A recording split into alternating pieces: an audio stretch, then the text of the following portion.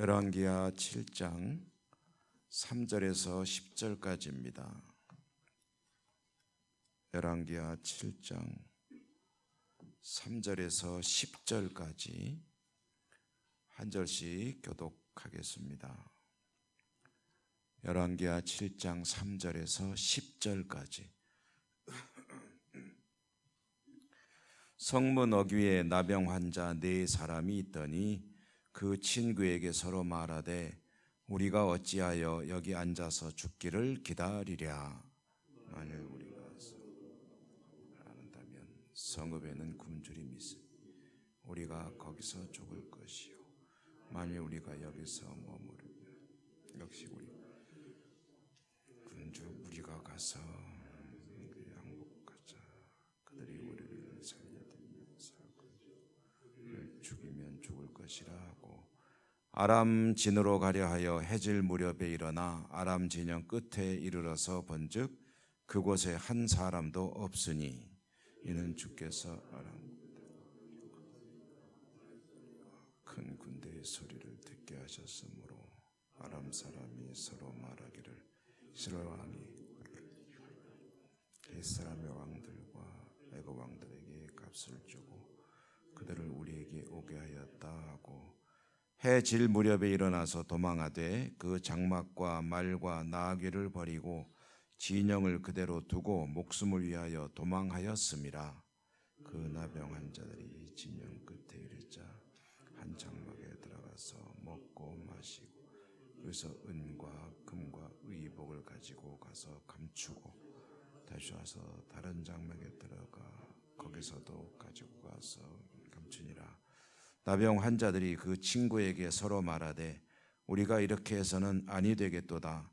오늘은 아름다운 소식이 있는 날이거늘 우리가 침묵하고 있도다. 만일 밝은 아침까지 기다리면 벌이 우리에게 미칠지니 이제 떠나 왕궁에 가서 알리자 하고 가서 성읍 문지기를 불러 그들에게 말하여 이르되 우리가 아람 진에 이르러서 보니 거기에 한 사람도 없고 사람의 소리도 없고 오직 말과 나귀만 매어 있고 장막들이 그대로 있더이다 하는지라. 아멘. 주님 은혜가 함께 하시기를 기원합니다. 이제 북왕국 이스라엘의 이야기, 엘리사 선지자가 활동하던 시대 이야기를 계속 읽고 있습니다. 아람은 이제 북왕국에게는 숙적과 같은 나라였죠. 계속 침공해 오는데 이제 아람이 엘리사에 의해서 물리쳐진 적도 있지만 다시 침공을 해 오고 사마리아 성을 포위하고 이제 포위하고 공격을 해서 정복을 할 수도 있지만 그렇게 뭐 속전속결해야 될 필요가 없을 때는 일종의 이제 장기전으로 가는 경우들도 많죠. 그래서 성을 둘러싸고 있으면은 혹시 성에 이제 물이 부족하면 물 때문에 또는 양식이 부족하면 양식 때문에 결국은 두 손 들고 나올 수밖에 없다. 이게 장기전으로 가게 되면 안에서는 이제 소동이 벌어지죠. 실제로 사마리아 성에서는 사람들이 굶주림에 지쳐서 나중에는 제정신이 아니죠. 그래서 자식을 잡아먹는 그런 일까지 벌어지고 해서 참 참담한 상황이 되게 됩니다. 사마리아 성 자체가 이제 굶어 죽기 직전까지 갔을 때에 이제 엘리사 선지자는 이제 이 문제가 해결될 것이다라고 예고를 하게 됩니다.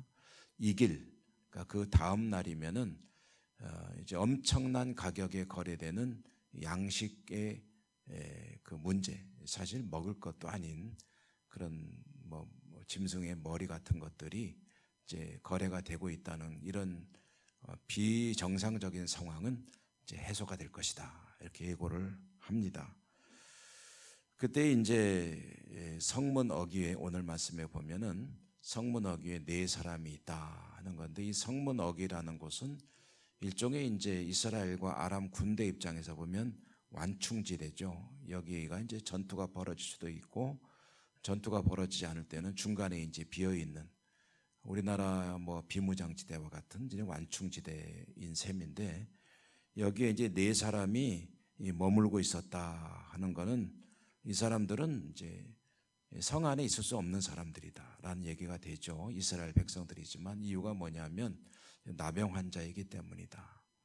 그러니까 이스라엘 백성들의 공동체에서 쫓겨나가지고 자기들끼리 살아가는 사람들인데 뭐 이 네 사람에게도 어려움은 닥쳐왔죠. 그래서 먹을 것도 없고 어차피 성으로 들어갈 수도 없고 들어가 봐야 쫓겨나거나 아니면은 이제 굶어 죽거나 그러니 그렇다고 적군에게 갈 수도 없는데 이제 네 사람은 이제 상의 끝에 결정을 합니다.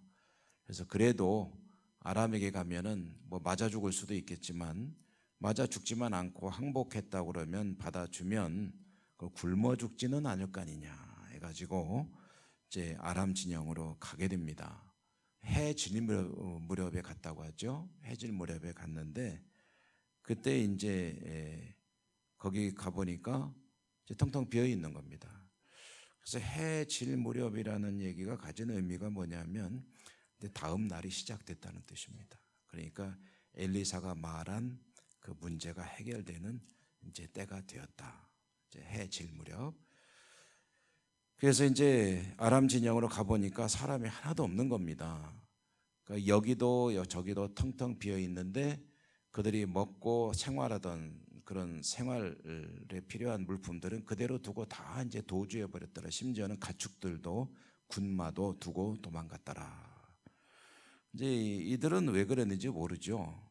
그런데 이제 그 사실이 그 이유가 뭐냐 하는 것을 보면은 이제 하나님께서 이제 그렇게 일을 하셨다는 거죠. 엘리사 선지자의 예고대로 하나님께서 이 아람 군대가 큰 소리를 듣게 하셨다. 이제 이번에는 소리로 일을 하신 거죠. 그 소리는 어마어마한 군대가 몰려오는 소리였다는 겁니다. 그러니까 이 아람 군대가 생각하기에는 어떻게 생각을 하게 되냐면 저 이스라엘 왕이 구조를 요청했구나. 어디에다가? 헷과 애굽에게. 헷과 애굽에게 구조를 요청해서 돈 주고 그렇게 해서 그쪽에서 군대가 온다 그런다면은 어마어마한 군대가 올 것이고 우리는 뭐 상대가 안 될 터이니 이제 다 도망가자 하고 뿔뿔이 이제 말하자면은 도주했다는 겁니다. 이 헷 제국이나 애굽 같은 나라들은 아람과는 또 격이 다른 나라들입니다. 아람이 이스라엘에게는 힘겨운 버거운 상대이지만 그렇다고 해서 헷 제국이나 이 애굽과 같은 커다란 나라가 이제 아람하고 이제 뭐 적이 되는 나라는 또 아니거든요. 말하자면 또 체급이 다르다. 어른과 아이와 같다. 골목대장 노릇하는 아람이 골목에서 같은 비슷한 또래들은 괴롭힐지 모르나 동네 어른들하고 싸울 수는 없는 거죠. 그래서 아람이 이제 도망갔다. 그래서 하나님께서 이 사마리아 성의 모든 백성들이 굶어 죽을 직전에 이제 구해내셨다 하는 그런 이야기인데요. 그때 이제 이 이스라엘의 왕인 여호람이라고 하는 사람은 그 성내에 이런 문제가 발생하니까 이제 엘리사를 향해서 굉장히 원망하는 말을 합니다. 엘리사 죽여버리겠다. 엘리사 때문에 그런 거다라고 하면서 원망을 하는데요. 사실 뭐 이런 사태가 벌어진 원인이 뭡니까? 원인을 정확히 아는 게 참 중요하죠. 어디 아프다 그러면 왜 아프냐? 그 원인을 알아야죠. 원인 모르고 엉뚱한 처방만 해봐야 몸만 더 상하게 되는 거 아니겠습니까? 원인을 알고 원인을 치료해야 되는데 여호람은 말하자면 원인을 찾을 생각은 안 하고 엉뚱한 원망만 하고 있는 거죠. 이게 안 되는 사람의 특징 중에 하나가 이런 겁니다.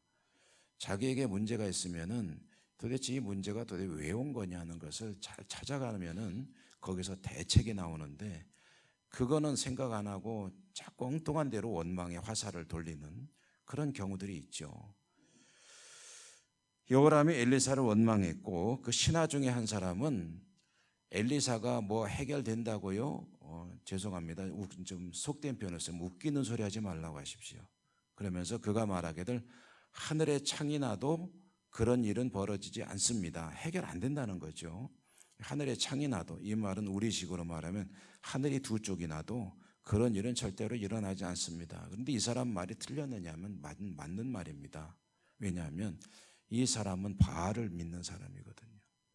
바알을 믿는 사람에게서 바알에게 기대할 게 없다는 걸 본인들이 잘 알아요. 바알이 뭘 하겠습니까?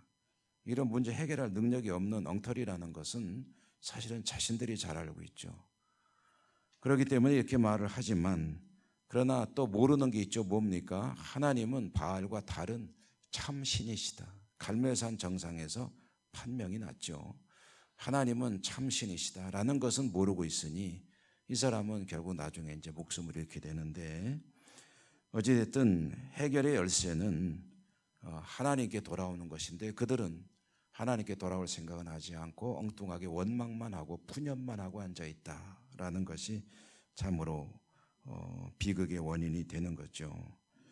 전능하신 하나님께는 능치 못함이 없으시다라는 것은 우리 믿음의 가장 중요한 핵심 중에 핵심 아니겠습니까? 우리 주님이 우리를 사랑하시고 구원하신다는 것은 가장 근본이고, 그리고 하나님은 능치 못함이 없으시므로 우리의 삶의 문제들을 해결해 주시는 분이시다라는 사실, 어떤 문제이든 하나님께서 원하시면 풀어지지 않을 문제가 없다라는 것을 우리 믿음의 중요한 내용으로 삼고 있잖아요. 오늘도 그 전능하신 하나님을 의지하는 복된 한 날이 되시기를 축복합니다.